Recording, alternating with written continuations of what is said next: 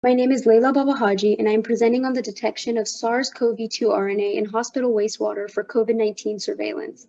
In an effort to better understand outbreak dynamics, we decided to see if we can track SARS-CoV-2 genes in wastewater from a hospital.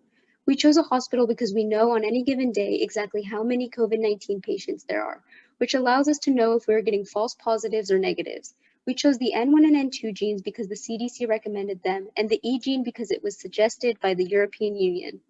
We evaluated the N1, N2, and E genes for efficacy as molecular markers of SARS-CoV-2 in wastewater. For sampling, we collected 1 liter of hospital wastewater weekly from a lift station serving a hospital in New Orleans, Louisiana, from March to December of 2020. We also recorded the number of COVID-19 inpatients at the same hospital for each day.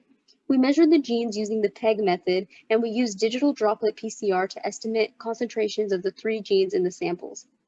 We then conducted statistical analyses to determine the correlation between the concentrations of SARS-CoV-2 RNA in wastewater and the number of hospitalized COVID-19 patients. As you can see in the correlation matrix, N1 had the strongest correlation of the 3 genes, but all 3 were significant.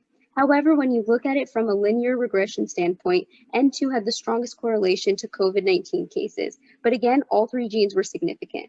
And then when you look at the temporal trend over time, we may have been able to detect an outbreak when hospital staff may have been infectious without knowing it. In summary, N1, N2, and E are statistically reliable indicators of SARS-CoV-2.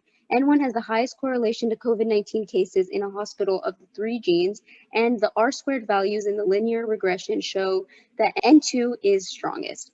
We are limited by the fact that there isn't 100% viral recovery using this method and that we do not know the best combination of genes. If we were to keep working on this, our future work would involve looking at fecal viral load and the statistical work to determine which combination of genes is the best predictive group.